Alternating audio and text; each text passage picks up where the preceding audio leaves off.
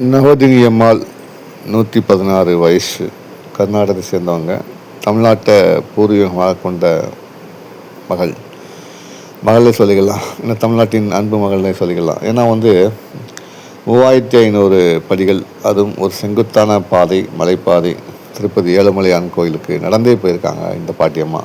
இதை ஒரு செய்தியாக மட்டும் நம் சென்றுவிட முடியாது.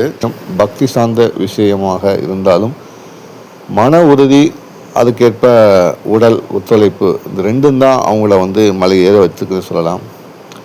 நமக்கு என்னதான் பக்தி இருந்தாலும் மன உறுதியும் உடல் பலமும் இல்லைன்னா எந்த ஒரு விஷயத்தையும் சாதிக்க முடியாது.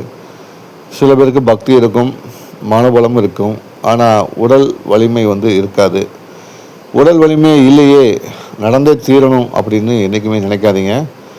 உடல் வலிமை இருந்தால் மட்டும்தான் மன வலிமை எவ்வளோ இருக்கோ அதே மாதிரி உடல் வலிமையும் ஒத்துழைக்குமா, நம்மளால் செல்ல முடியுமா என்று கணிச்சு தான் நீங்கள் ஏறணும். ஏன்னா அதையும் பார்க்கணும். நிறைய இடங்களில் போகும்போது தாகம் எடுக்கும், நெஞ்சுக்கு மேலே வேர்வையெல்லாம் கொட்டக்கூடிய ஒரு சூழல் வரும். ஸோ உடல் ஒத்துழைக்காத நேரத்தில் அதுக்கேற்ப இறைவன் சொல்லக்கூடிய விஷயந்தான், கஷ்டப்பட்டு என்னை எப்போவுமே தரிசிக்க வேண்டாம். உன்னால் முடியும் என்றால் என்னை தரிசனம் செய் கஷ்டப்பட்டு, இல்லைனா உன்னால் முடிந்த அளவுக்கு என்னை எவ்வாறு தரிசனம் செய்ய நினைக்கிறாயோ அவ்வாறு தரிசனம் செய். ஒரு வீட்டிலேயே தரிசனம் செய்யலாம், நீ காரில் போய் இறங்கி போய் தரிசனம் செய்யலாம், அதெல்லாம் தப்புடைய. இறைவன் இது தப்பாக நினைக்க போகிறதில்ல. ஆனால் அவங்க பண்ணிட்டாங்க, அதனால் நானும் பண்ண போகிறேன், ஏன்னா அவங்களே பண்ணும்போது நான் பண்ண முடியாதா, அவங்களே 116 வயசில் பண்ணியிருக்காங்க, நான் பண்ண முடியாதா அப்படின்னு நீங்கள் 30 வயசுலையோ 40 வயசுலையோ பண்ணணும்னு நினைக்கலாம். ஆனால் அந்த மன உறுதியும் பக்தியும் இருக்கலாம், பாராட்டுக்குரியது. அதே நேரத்தில் உடல் ஒத்துழைக்கிறதாங்கிறத நீங்கள் செக் பண்ணி பாருங்கள். இடங்களில் மயக்கம் கூட்டத்தில் எல்லாம் வருது, உடல் ரீதியான விஷயங்கள்லாம் இருக்குது. அந்த மாதிரி மக்களுக்கு கடவுள் சொல்லக்கூடிய விஷயம் தான், கோபுர தரிசனம் மேற்கொண்டாலே போதும். என்ன கோபத்தில் பாருப்பா, நான் கோபத்தில் இருந்து தரிசனம் கொடுக்குறேன், சந்தோஷமாக போயிட்டு வாருன்னு சொல்கிறாங்க. ஸோ அந்த மாதிரி விஷயங்களை பண்ணிக்கிடுங்க முதல்ல கோயில் போகும்போது.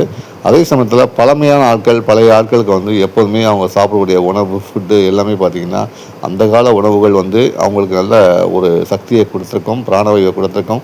அவங்களால பல விஷயங்கள் சாதிக்க முடியும், ஏன்னா அந்த வலிமையை அவங்க கற்றுக்கிட்டாங்க.